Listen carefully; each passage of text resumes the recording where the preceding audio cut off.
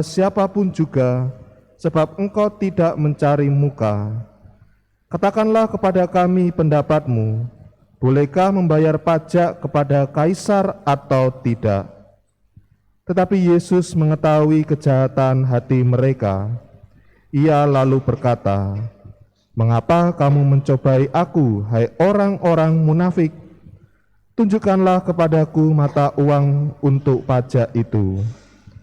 Mereka membawa 1 dinar kepada Yesus. Yesus pun bertanya kepada mereka, "Gambar dan tulisan siapakah ini?" Jawab mereka, "Gambar dan tulisan Kaisar." Lalu kata Yesus kepada mereka, "Berikanlah kepada Kaisar apa yang wajib kamu berikan kepada Kaisar, dan kepada Allah apa yang wajib kamu berikan kepada Allah." Demikianlah sabda Tuhan.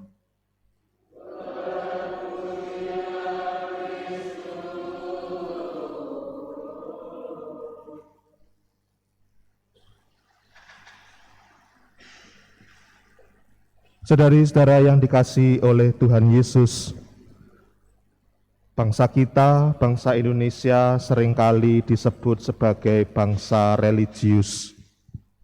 Dalam arti bahwa nilai-nilai agama, nilai-nilai keagamaan menjadi pedoman dalam kehidupan setiap orang yang hidup di negara Indonesia.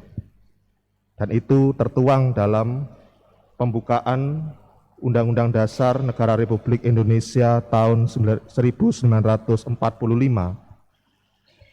Lebih dalam dan lebih jauh daripada itu, memang harus kita akui bangsa kita adalah bangsa yang religius, karena memang sejak awal adanya bangsa ini, orang-orang yang hidup di dalamnya, di dalam negara Republik Indonesia, selalu mengandalkan Tuhan di dalam pengalaman hidupnya. Kalau hari ini kita memperingati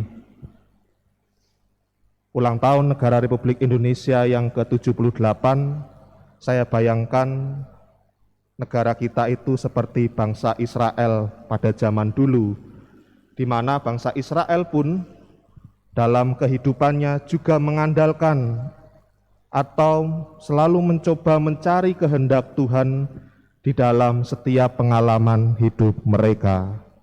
Dan memang tidak berlebihan jika kemudian bangsa kita disebut bangsa religius, kita disebut orang religius, karena kita percaya kepada Tuhan, mengandalkan Tuhan dalam pengalaman hidup kita, dan kemudian kita dengan cara hidup kita selalu melakukan yang baik dan mencoba mencari kehendak baik dari Tuhan itu sendiri. Saudari-saudara yang terkasih, bacaan-bacaan suci hari ini, terlebih bacaan Injil, mengajak kita untuk lebih merenungkan sebagai orang yang religius, orang yang beriman kepada Tuhan, orang yang percaya kepada Tuhan, diajak untuk semakin mendalami dan melihat bahwa ternyata karya Allah itu bekerja bukan seperti tukang sulap. Karya Allah itu bekerja sungguh-sungguh dalam pengalaman hidup kita. Dalam bacaan pertama dari kitab Putra Sirak, kita melihat bahwa penulis atau pengarang Putra Sirak mengingatkan kepada para pemimpin bangsa-bangsa untuk senantiasa melakukan perbuatan yang baik untuk kesejahteraan dan tujuan hidup yang baik dalam bangsanya. Dan hari ini dalam bacaan Injil kita telah mendengarkan bagaimana Yesus menjawab sebuah pertanyaan dari orang-orang Farisi yang ingin menjerat Tuhan Yesus dengan sebuah pertanyaan, "Bolehkah kami membayar pajak kepada Kaisar atau tidak?" Saudari-saudari yang terkasih, saya bayangkan kalau Tuhan Yesus diberi pertanyaan ini dan kemudian hidup di zaman ini, di zaman yang penuh dengan kemajuan teknologinya, mungkin orang-orang Farisi dan orang-orang yang mau menjerat Tuhan Yesus sudah membawa kamera, sudah membawa tape recorder, atau apapun yang bisa direkam suaranya agar bisa semakin lebih menjatuhkan Tuhan Yesus dan kemudian bisa disebarkan kepada orang lain. Bukankah seperti itu? Ya. Dan tujuannya bagaimana, kenapa Tuhan Yesus ditanya seperti ini? Nampaknya orang-orang Farisi merasa Yesus membenci mereka dengan segala tindakan yang mereka lakukan. Tuhan Yesus selalu menghardik atau niteni perbuatan mereka yang tidak baik, sehingga Yesus dijadikan semacam musuh mereka dan ingin menjatuhkan Tuhan Yesus. Maka di sini Tuhan Yesus mengatakan kepada mereka, "Mengapa kamu mencobai aku, hai orang-orang munafik?" Dan disinilah kita melihat bagaimana bijaksananya jawaban Tuhan Yesus kepada orang-orang Farisi dan orang-orang yang ingin menjatuhkan Tuhan Yesus dengan mengatakan, "Berikanlah kepada Kaisar apa yang wajib kamu berikan kepada Kaisar, dan kepada Allah apa yang wajib kamu berikan kepada Allah." Saudari-saudara yang terkasih dalam Kristus, dari bacaan Injil hari ini kita dapat merenungkan bagaimanakah kehidupan orang beriman dan orang sebagai warga negara atau warga bangsa tidak dapat dipisahkan satu sama lain. Bisa dikatakan orang beriman dan orang hidup dalam suatu negara, suatu bangsa, hidupnya seperti dua sisi dalam satu mata uang. Satu sisi dia beriman kepada Tuhan, dia percaya kepada Tuhan, tetapi di sisi lain setiap orang selalu hidup bermasyarakat, selalu hidup bersama dan membutuhkan satu sama lain.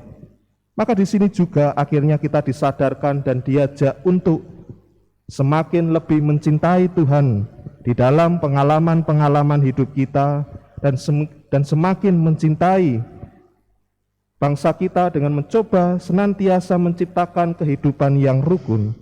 Karena tentu dengan mencintai Tuhan Allah, bagaimana kita sungguh-sungguh mencintai Tuhan Allah dengan perbuatan nyata dalam kehidupan diri kita. Dan kita mencintai, mencoba menciptakan kerukunan di dalam pengalaman hidup kita adalah sebagai usaha bagaimana kita mencintai Tuhan Allah di dalam pengalaman hidup kita.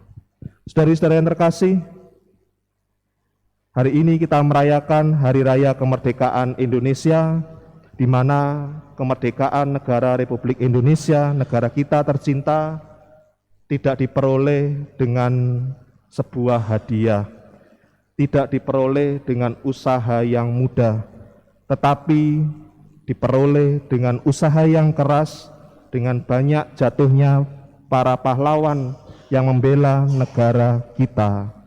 Secara manusiawi itulah perjuangan bagaimana tidak ada usaha, tidak ada hasil tanpa diraih usaha. Dan tentu dengan usaha yang lebih dan yang baik, dengan penuh pengorbanan, demikian juga akan tidak mengkhianati hasil yang diperoleh. Maka begitupun juga dalam pengalaman hidup iman kita, kita pun akhirnya diajak untuk memperjuangkan kebebasan sejati sebagai anak-anak Allah, yaitu bagaimana memperjuangkan nilai-nilai belas kasih Tuhan hidup di dalam hidup kita, dengan paling tidak untuk diri kita sendiri, kita mencoba menjauhkan hidup kita dari dosa, bukan menjauhkan dari dosa untuk diri kita sendiri, tetapi bagaimana kita mengajak bersama-sama semua orang yang kita cintai, orang-orang yang di sekitar kita untuk sampai kepada Tuhan itu. Semoga dengan Hari Raya Kemerdekaan Indonesia ini dan bacaan-bacaan suci yang kita dengarkan ini, kita semakin mensyukuri anugerah Tuhan yang boleh kita terima hingga saat ini, dan mari kita memperjuangkan apa yang baik yang telah ada di sekitar kita, sehingga kita mampu semakin bersyukur dan menikmati rahmat indahnya Tuhan Dan dari situ kita akan semakin beriman dan mengusahakan kebaikan untuk sesama.